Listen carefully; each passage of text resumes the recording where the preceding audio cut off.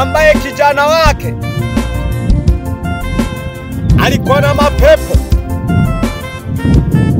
Walimpeleka kwa vijana wa Yesu, wakamzungusha, lakini huyu kijana hakupata kupona. Lakini sasa amemleta kwa Yesu, anamwambia haya maneno kama niliyoyanena.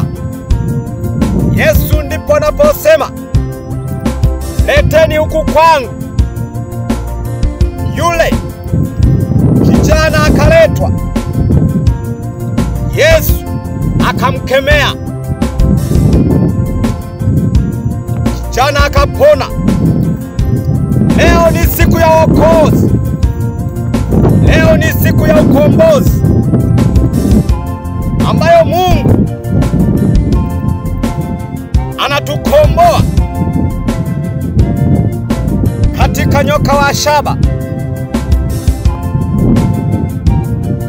Tutaenda tukasome waraka wa Yakobo, waraka wa Yakobo 4, na tutaenda tukasome mstari wa 6.